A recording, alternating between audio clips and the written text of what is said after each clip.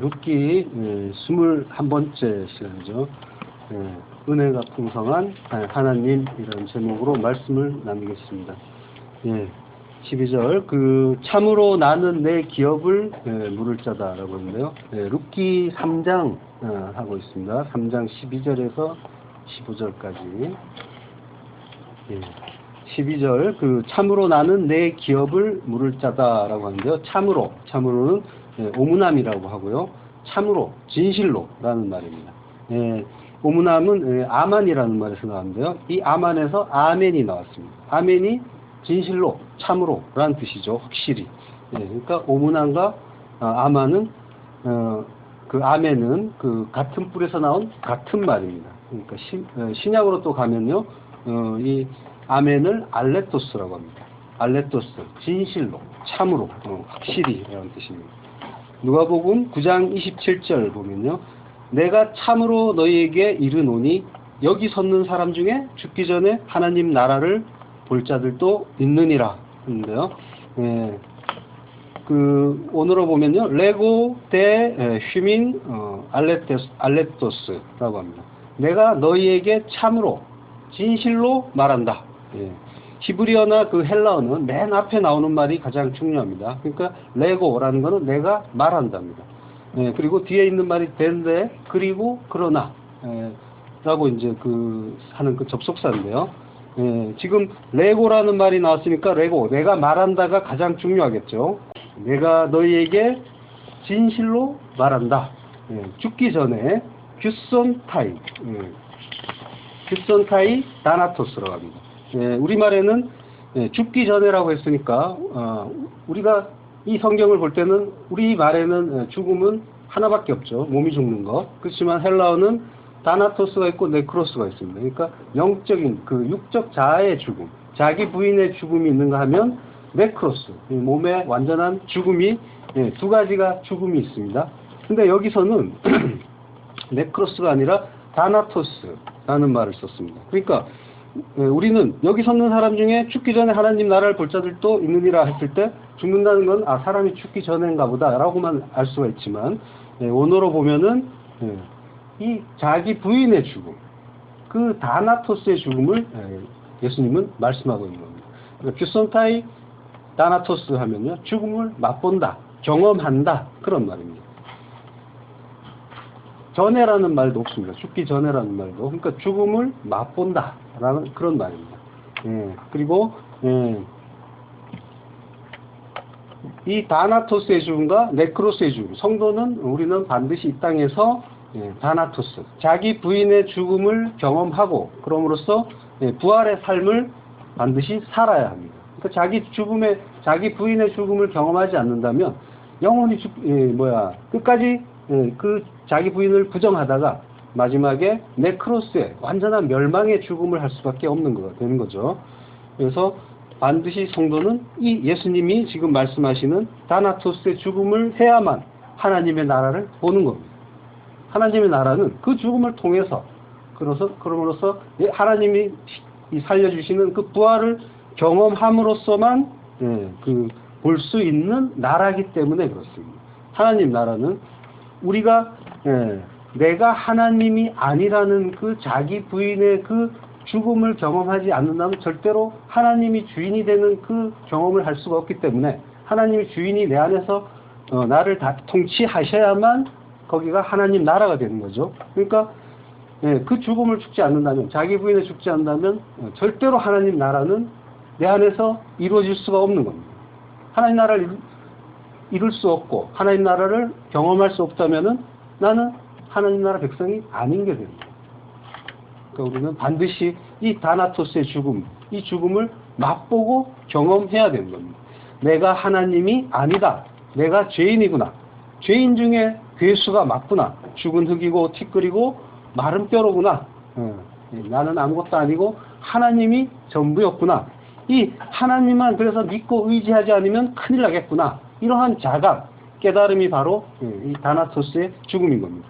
내 가능성이 완전히 부정되고 죽는 이 깨달음으로서의 죽음만이 성도를 살리는 이 부활의 삶으로 이어지는 다나토스의 죽음인 겁니다.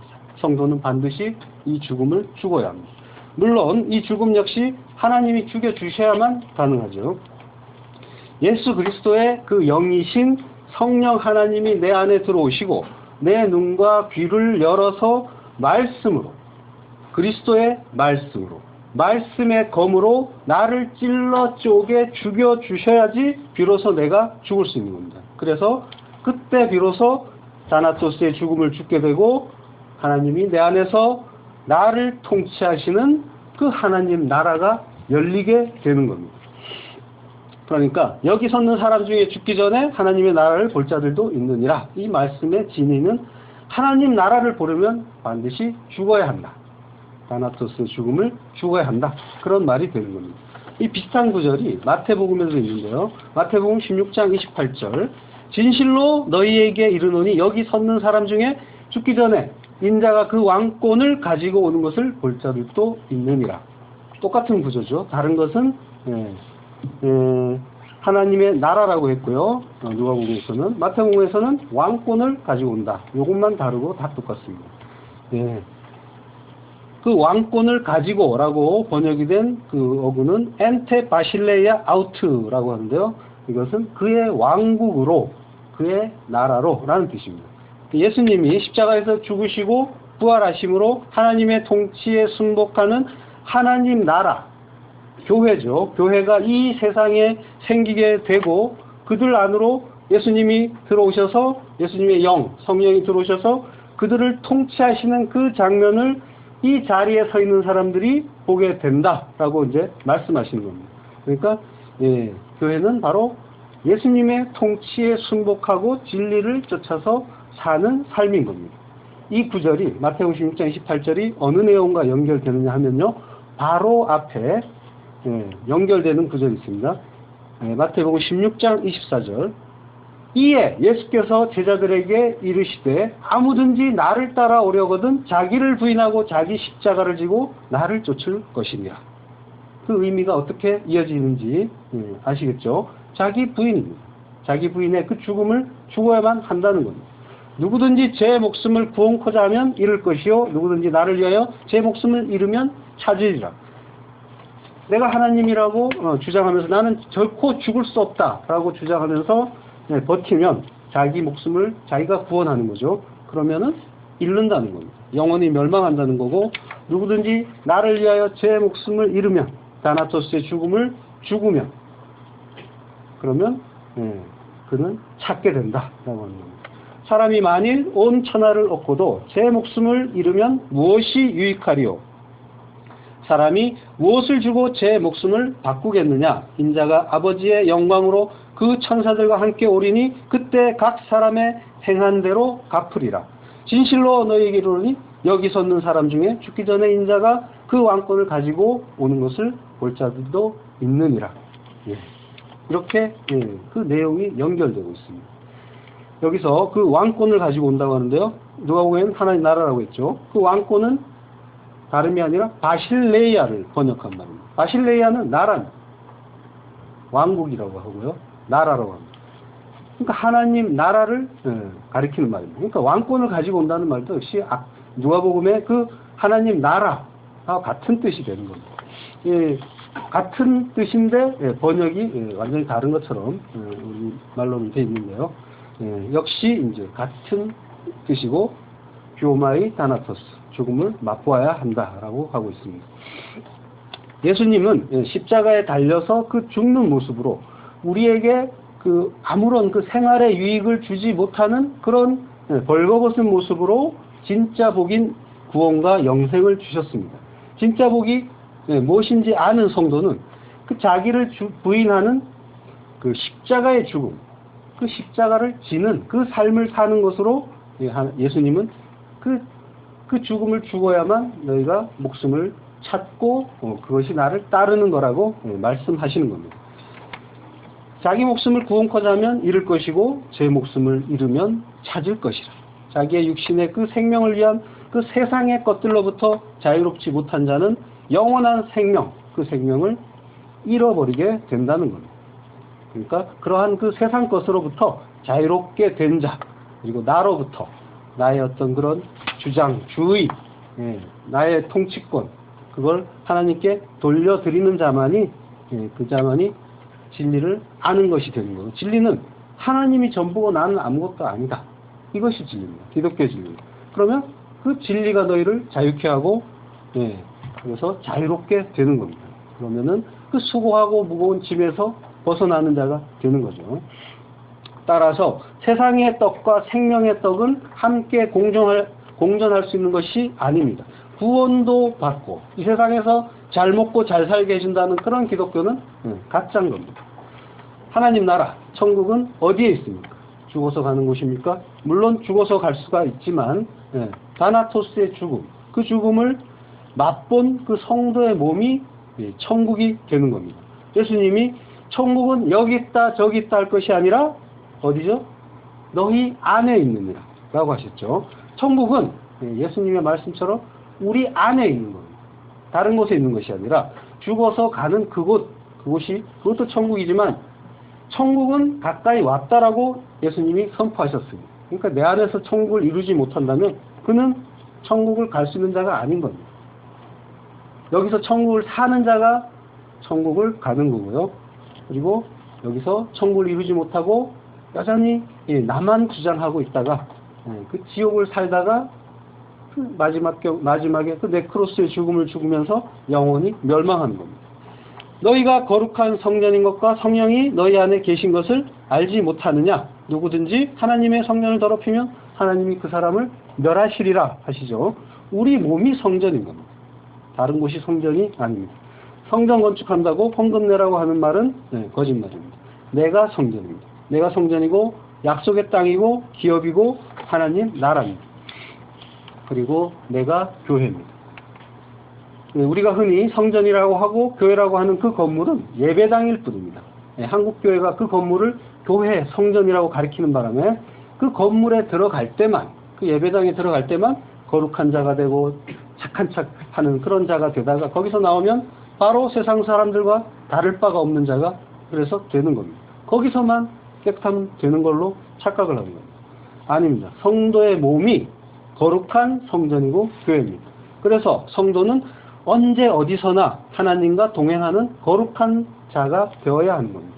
건물이 그럴듯하고 멋지냐 아니냐로 구원이 판가름 나는 것이 아니라 성도 한 사람 한 사람이 하나님 앞에 바로 서서 성전으로 지어져 가는 겁니다.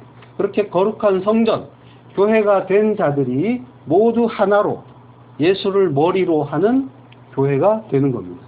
교회, 에클레시아라고 하죠. 에크는 바크로란 말이고요. 클레시오는 칼레오, 불러내다란 말이에요. 그러니까 바크로 불러낸 자.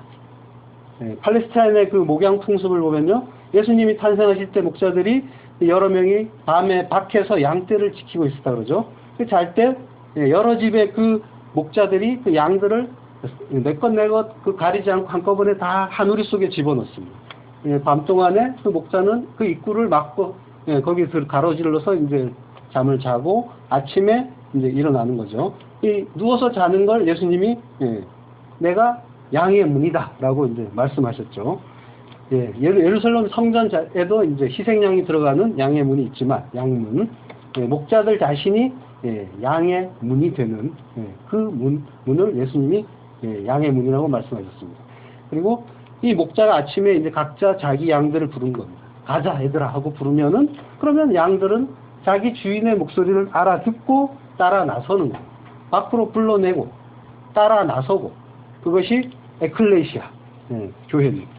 출애굽에서도 같은 그림을 보여주셨죠. 애굽이라는 그 세상, 애굽은 이집트는 세상을 얘기합니다. 그 세상에서 하나님이 자기 백성을 불러내서 에클레시아 해서 광야에서 가르치고 그러고 요단강 건너서 약속의 땅에 천국에 들어가는 겁니다. 그러니까 에클레시아 교회는 세상에서 불러낸 자들의 모임인 겁니다. 거룩하신 하나님이 불러낸 자, 그들은 부름받기 전에 그 무리들과는 많이 다를 겁니다. 똑같으면은 그 교회가 아닌 거가 되는 거죠. 그 다름, 그 이전의 세상과의 그 불러냈기 때문에 구별이 생겼죠. 그 구별이 거룩입니다. 그 세상과 다른 모습, 그 모습을 우리는 거룩이라고 하고, 거룩하신 그 하나님의 뜻을 따라서 우리는 거룩한 자가 되어야 하는 겁니다. 불러냄을 당한 자, 그들 각각을 교회라고 하는 거고요. 개별적인 그들이 하나하나 하나님 앞에 바로 서고 그들이 집합적으로 그래서 또 하나가 되는 교회. 이 교회의 뜻은 이렇습니다. 한 사람 한 사람이 교회고 그 전체, 예수를 머리로 한 구원받은 성도 전체가 교회가 되는 겁니다.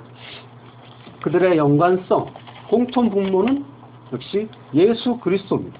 그러니까 예수 그리스도가 없으면은 그는 하나님과 나라와 교회가 아닌 거고 하나님 나라와 관계가 없는 거가 되는 거죠. 개별적이면서 집합적인 그 교회를 이해시켜주는 그 시청각 교제가 포도라는 과일이라고 했죠. 하나알이 포도고 또 모두 합쳐서 하나의 포도가 되는 겁니다. 에베소서 2장 20절 너희는 사도들과 선지자들의 터 위에 세우심을 입은 자라 그리스도 예수께서 친히 모퉁이 돌이 되셨느니라. 그의 안에서 건물마다 서로 연결하여 주 안에서 성전이 되어가고 너희도 성령 안에서 하나님의 거하실 처소가 되기 위하여 예수 안에서 함께 지어져 가느니라. 한 사람 한 사람이 성전이고 모두 다 함께 주 안에서 하나의 성전으로 지어져 간다는 겁니다. 그 다나토스, 자기 부인의 그 죽음으로 돌아가서요. 창세전에 택함을 받은 천국 백성은 반드시 이 죽음을 죽게 되어 있습니다. 성도는 창세전에 택함을 받았습니다. 이것은 제 말이 아닙니다. 에베소서 1장 4절 곧 창세전에 그리스도 안에서 우리를 택하사 우리로 사랑 안에서 그 앞에 거룩하고 흠이 없게 하시려고. 성도는 창세전에 택함을 받은 겁니다. 그러면 택함을 받지 않은 다른 사람들은 뭡니까? 그들은 성경에서 멸하기로 작정된 이성 없는 짐승이라고 하죠. 베드로후서 2장 12절 그러나 이 사람들은 본래 잡혀 죽기 위하여 난 이성 없는 짐승 같아서 그 알지 못하는 것을 회방하고 저희 멸망 가운데서 멸망을 당하며. 성경의 그 진술을 보면은 두 종류의 인간이 있다는 겁니다. 창세 전에 세상이 만들어지기 전에 이미 구원받기로 택해진 자, 그리고 죽기 위해서 난 이성 없는 짐승. 성경은 이 택함을 받지 못한 성령 세례를 받지 못한 그들을 짐승이라고 하고 있습니다.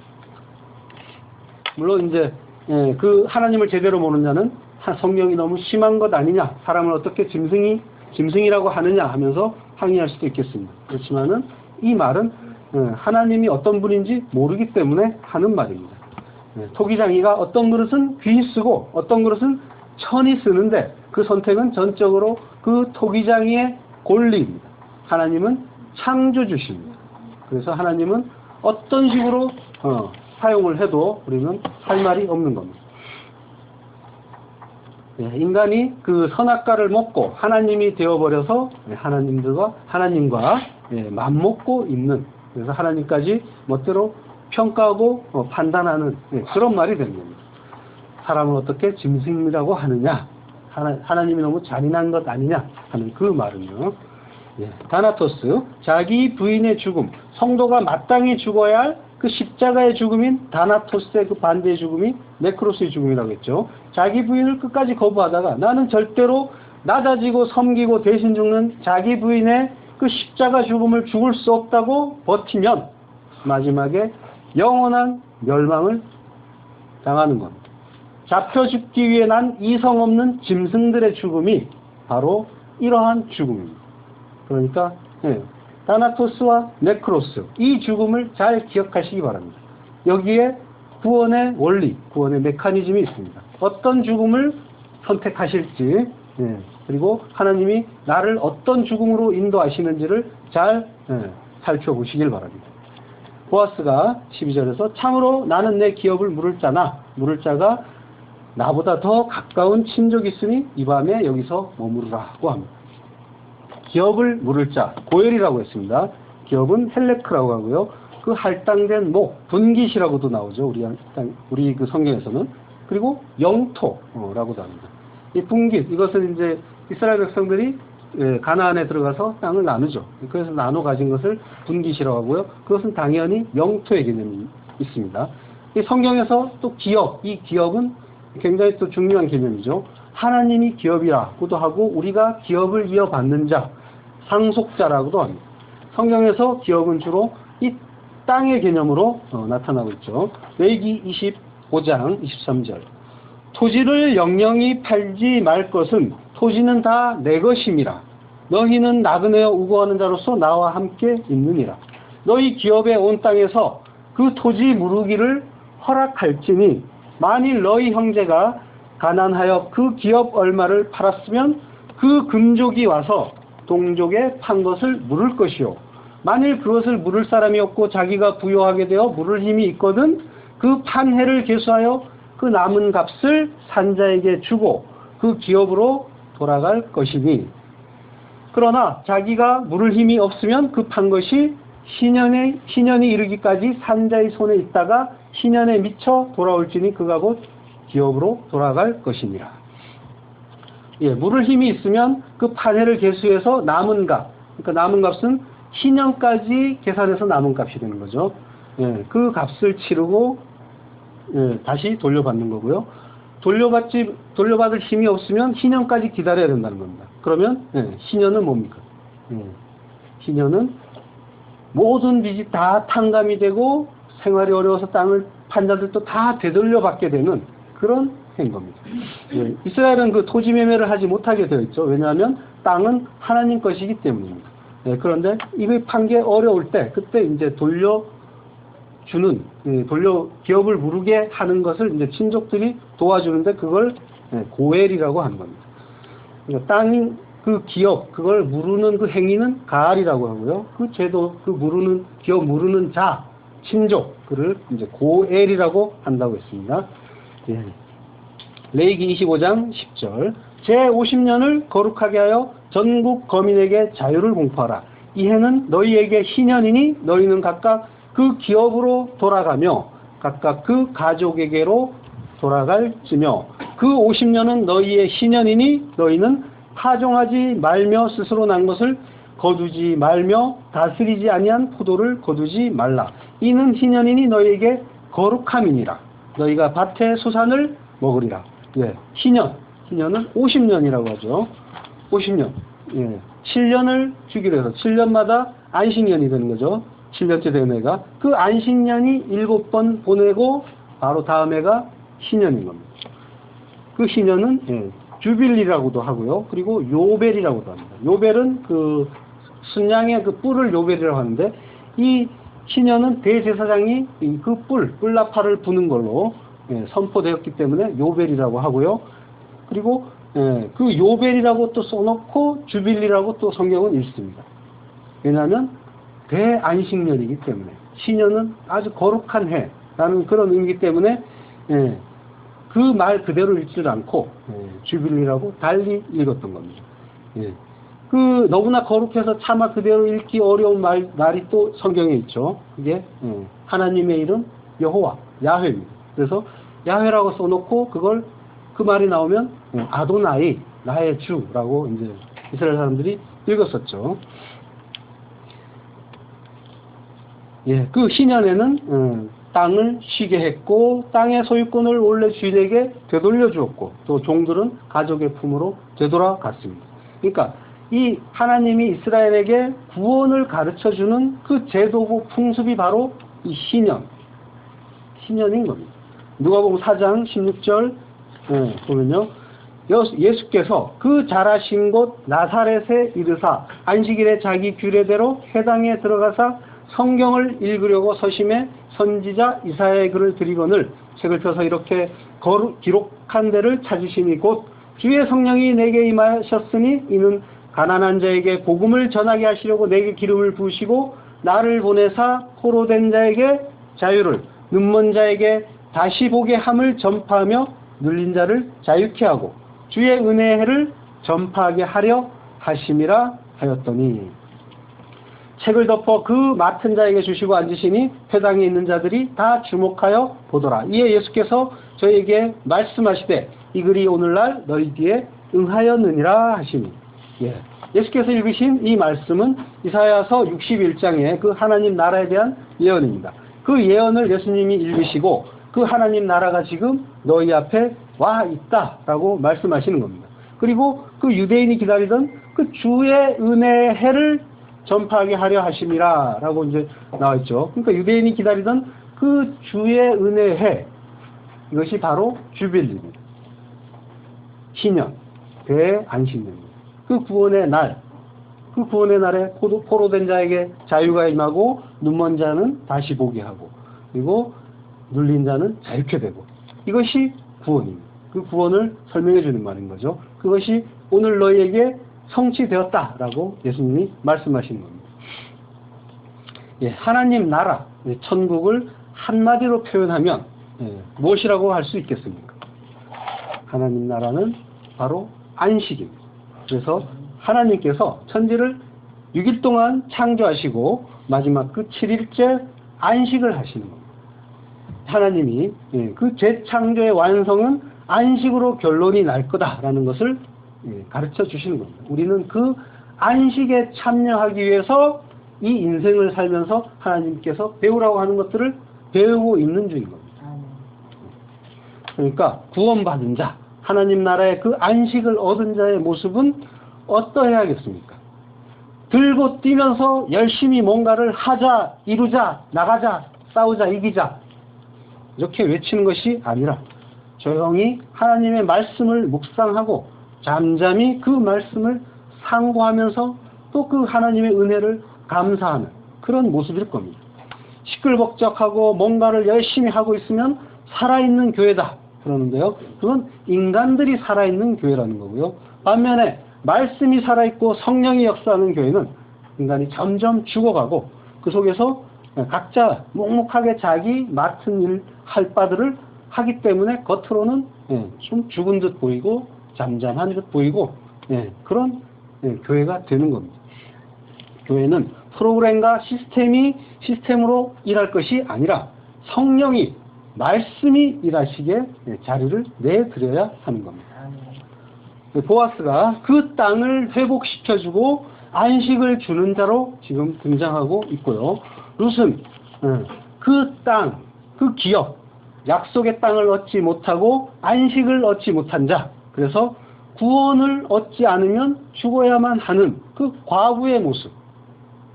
그 시대의 과부는 경제적인 능력이 없어서 그 죽음과 아주 직면한 그런 자가 되는 거죠. 남편이 없는 과부. 그래서 이 성경에 보면 과부라는 말이 많이 나오는데 그는 반드시 그 진짜 남편 예수 그리스도를 만나야만 살 수 있는 자다라는 것을, 너희가 그런 자다라는 것을 우리에게 가르쳐 주시는 그런 예인 겁니다. 그 지금 보아스와 룻은 바로 그리스도와 교회의 모형을 지금 보여주고 있고요. 그 모형을 보여주는 그 역할을 하고 있습니다. 물론 개인적으로는 각자의 삶을 살고 있지만요. 이 세상의 모든 역사, 하나님의 모든 구속사는 바로 이 안식을 위해서 달려가고 있습니다. 우리의 구원, 그것은 바로 한마디로 안식입니다. 하나님이 천지를 창조하실 때 힘들어서 일곱째 날에 쉬신 것이 아닙니다. 내가 너희를 이렇게 구원할 거다 하면서 그 구원을 설명해 주신 것이 안식입니다. 보아스는 자기보다 앞선 순위의 고엘이 있다고 하죠. 보아스에게는 나오미의 그 기업을 무르는 일이 의무는 아니라는 겁니다. 예수님이 하늘 보좌를 버리고 우리의 죄를 위해 대신 죽으신 것이 의무는 아니었다는 겁니다. 그래서 그분께는 희생인 거고 우리에겐 은혜인 겁니다. 보아스는 또 나보다 더 가까운 친족이 있으니 이 밤에, 밤은 라일이라고 했죠. 라일은 가르치다는 뜻입니다. 하나님은 밤, 어두움, 이 어두운 세상에 우리를 보내셔서 뭔가를 가르치고 계십니다. 뭐를 가르치실까요? 어둠에 넣으셨다면 가르치실 것은 빛입니다. 이 어둠 속에서, 빛 없는 어둠 속에서 그 빛을 경험하라는 겁니다. 우리는 그 하늘을 알 수 없기 때문에 이 세상의 깜깜함으로 하나님의 나라를 배우는 겁니다. 죄를 통해서 하나님의 의를 배우고 그런 겁니다. 예, 여기서 머무르라. 아침에 그가 기업 물을 자의 책임을 내게 이행하려 하면 좋으니 그가 그 기업 물을 자의 책임을 행할 것이니라. 만일 그가 기업 물을 자의 책임을 내게 이행코자 아니하면 여호와의 사심으로 맹세하노니 하이 야훼라고 합니다. 이거는 이제 살아계신 하나님이라는 관용적인 표현입니다. 단순히 그 말인데 하나님 여호와의 사심으로 맹세한다라고 이제 그들이 관용적으로 쓰는 표현입니다. 요셉이 형제들을 겁줄 때도 하이 바로의 생명으로 맹세한다. 그러면서 너희는 정탐꾼이다. 이렇게 이제 말하는 장면이 있죠. 하이 하고 뭘 하면은 이제 그 생명으로 맹세한다. 관용적인 그들의 표현인 거고요. 내가 기업 물을 자의 책임을 내게 행하리라. 아침까지 눈을 지니라.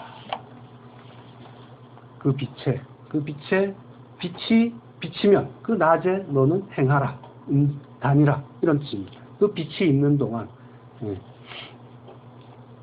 그 빛은 예수님이 내가 빛이라고 내가 와 있는 동안 그때가 빛이라고 하셨죠.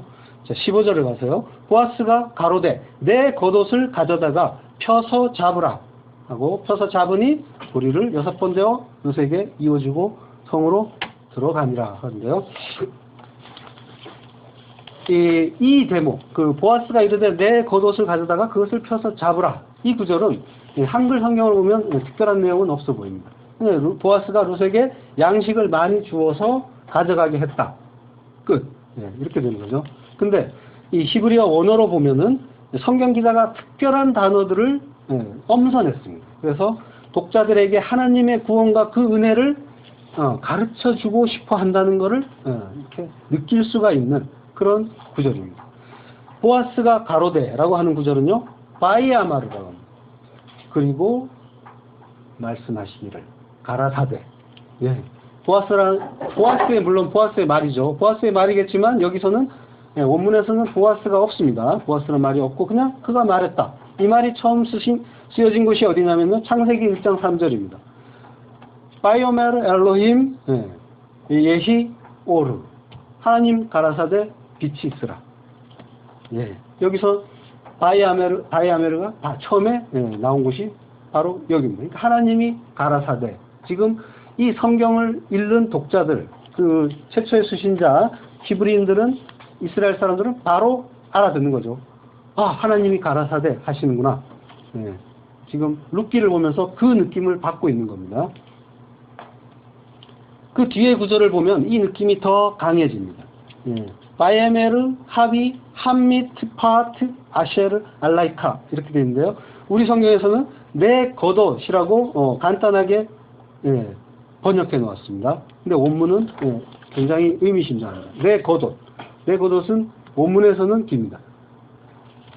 이 함밋 파트라는 말은 그 겉옷이고요. 그리고 아셰르, 알라이크라고 되어 있는데 아셰르는 관계대명사입니다. 그러니까 대시나 왓 이런 정도로 보면 되고요. 그리고 그러면은 이제 그 직역을 하면 알라이크인 그 겉옷 이렇게 되는 겁니다. 근데 이 알라이크만 해석하면 되는데요. 알라이크는 또 너의 알인 그 소유격이 붙어 있습니다. 그러니까 너의 알인 그 겉옷 이렇게 되는 거죠. 그러면 알이 뭔지만 알면은 되는데요. 그 알은 먼저 전치사로도 쓰일 수가 있고요. 그래서 뭐뭐 위에, 뭐뭐에 대해서, 곁에 이런 그 전치사로 씁니다. 그러니까 너의 위에 있는 겉옷 이렇게 해석할 수도 있지만요. 관계대명사 아셰르가 사이에 있기 때문에 어색한 해석이고요. 알의 또 다른 뜻은 지존자, 하나님이란 뜻입니다.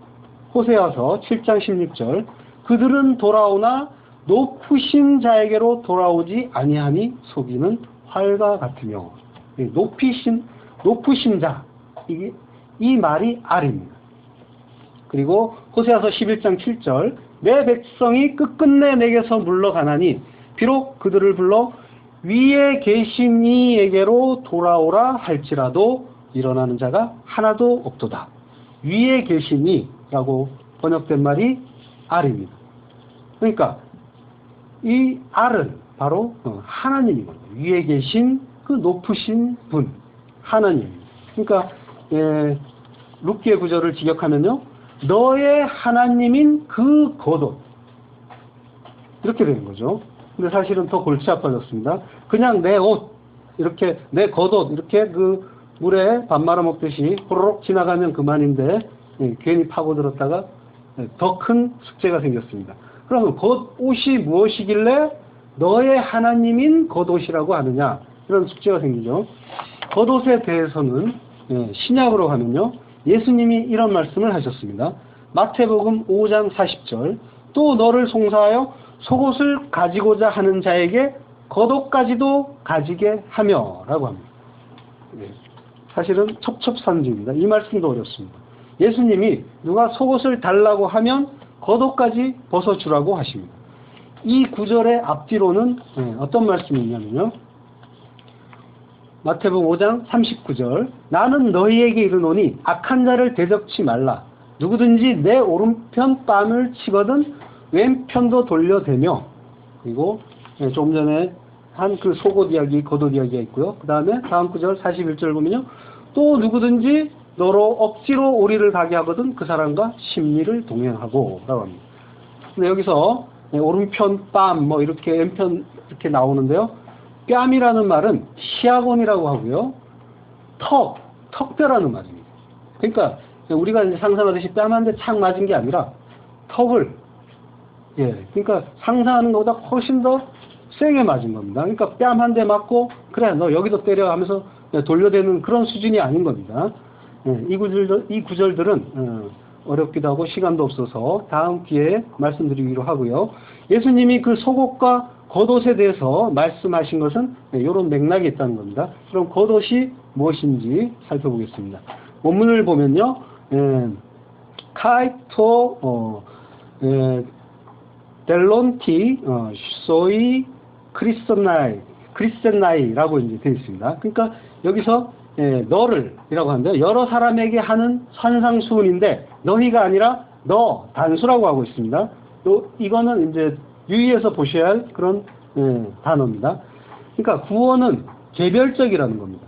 각자가 하나님 앞에 1대1로 서야 하는 겁니다. 따라서 우리는 다른 사람과 비교를 해서는 절대로 안 됩니다. 나는 이거 하는데 너는 왜 이거 안 하느냐? 나는 안 하는데 너는 왜 이런 것도 하고 있느냐? 이러면서 비교를 해서는 안 됩니다. 옆을 볼 것이 아니라 바로 위에 계신 하나님과 1대1로 우리는 그 관계를 맺으면서 신앙생활을 해야 합니다. 그 타인의 허물을 보게 되더라도 그를 정죄하기보다는 거기에서 내 모습을 발견하고 얼른 하나님을 바라보면서 그 하나님의 뜻을, 그 장면을 보게 하신 하나님의 뜻을 생각해야 되는 겁니다. 그것이 먼저 그의 나라와 의를 구하는 일인 겁니다. 이것이 또 하나님 나라, 천국이 된 자들의 행동 양식인 겁니다.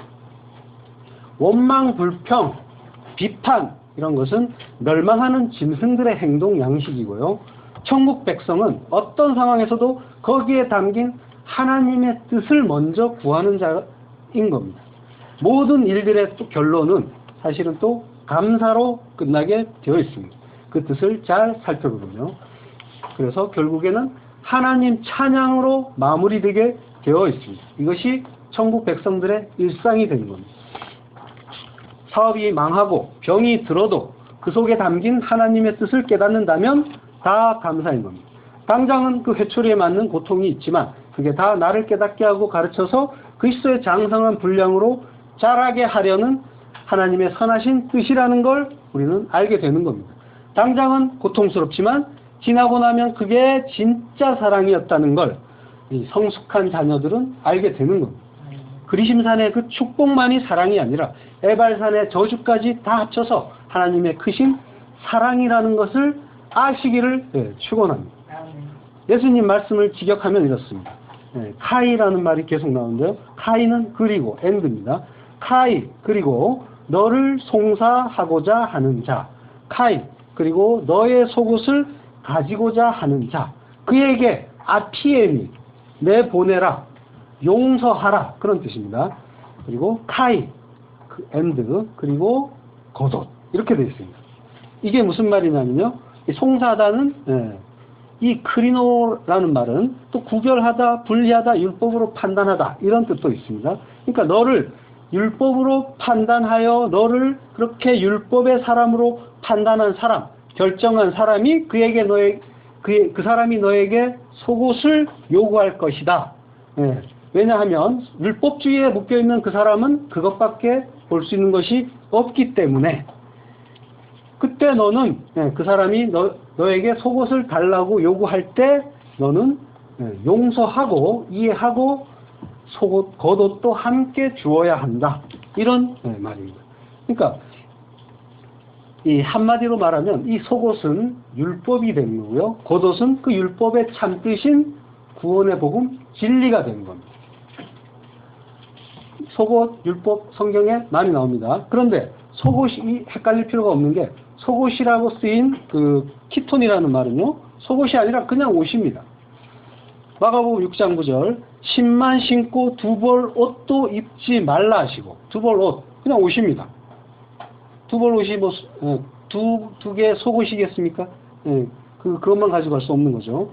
마가복음 14장 23절, 대제사장이 자기 옷을 찢으며 가로되 우리가 어찌 더 증인을 요구하리요.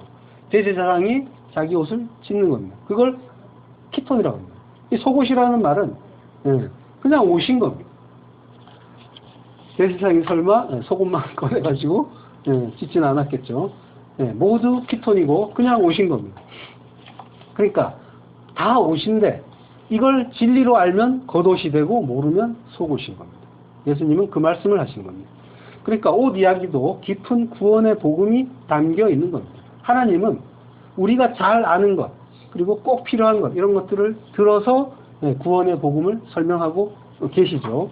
6월절에 그 풍습, 그 임방과 문설주에 피를 바르는 그 풍습도 이미 있던, 그 목동들이 이미 이동할 때 쓰던 그런 풍습을 들어서 그 구원의 복음을 설명해 주고 계시고요. 그리고 특별히 이제 또 의식주 같은 것을 들어서 복음을 설명해 주시죠. 옷, 겉옷과 속옷, 그리고 호지하는 반포 속옷, 또 의의 흰옷, 이런 것들, 그리고 식, 먹는 거죠. 생명의 떡, 양식, 만나, 그리고 물, 생수, 이런 거, 그리고 주, 집입니다. 반석 위의 집, 모래 위의 집, 거할 곳, 성전, 이거 다 이런 것들을 들어가지고 설명을 해 주시는 겁니다. 성경 전체가 그 구원을 여러 가지 방향, 각도로, 그리고 여러 가지 이 소재들을 들어서 우리를 이해시켜 주시는 겁니다. 하나님의 그 언약이 쉐바, 7이라고 했죠. 7일의 의미가 실컷 먹이다라는 겁니다. 하나님은 우리에게 이 복음을 실컷 먹여주시는 겁니다. 깨닫게 해주시는 겁니다. 그것이 구원입니다.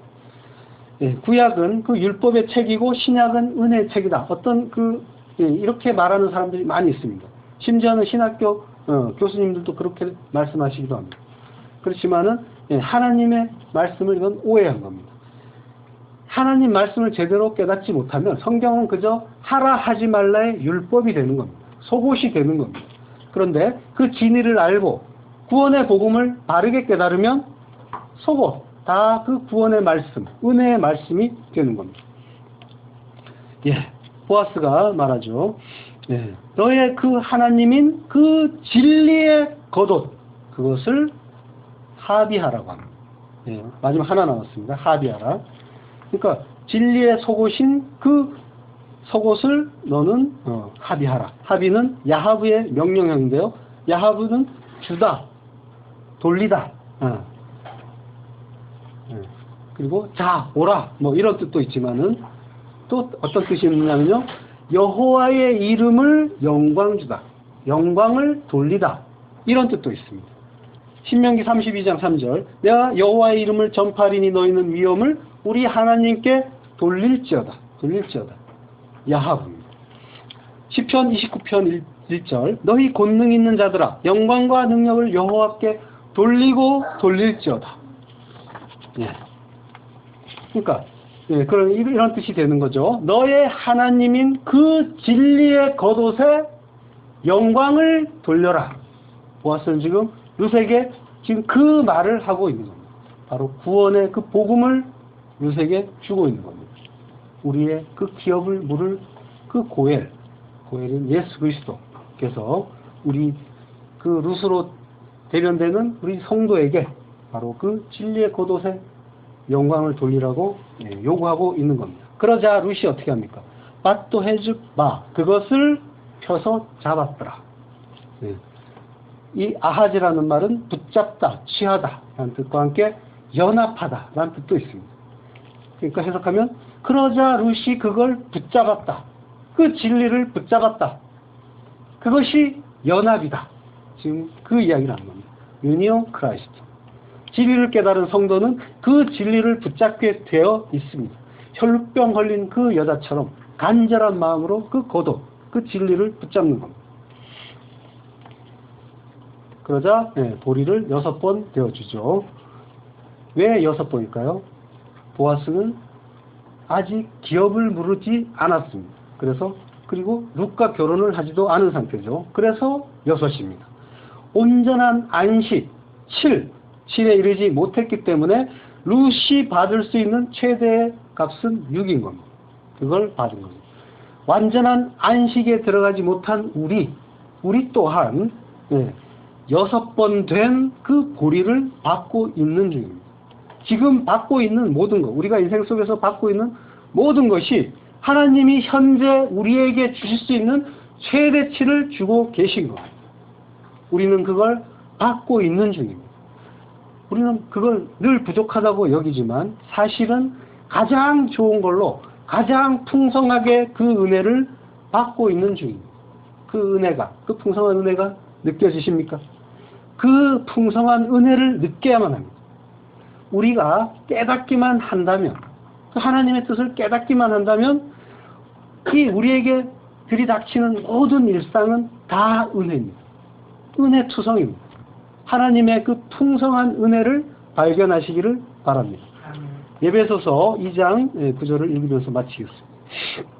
에베소서 2장 3절 전에는 우리도 다 그 가운데서 우리 육체의 욕심을 따라 지내며 육체와 마음에 원하는 것을 하여 다른 이들과 같이 본질상 진노의 자녀였더니 긍휼에 풍성하신 하나님이 우리를 사랑하신 그 큰 사랑을 인하여 허물로 죽은 우리를 그리스도와 함께 살리셨고 너희가 은혜로 구원을 얻은 것이라.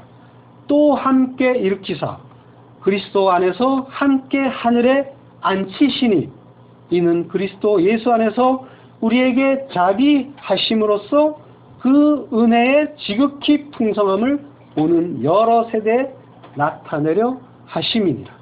기도하겠습니다.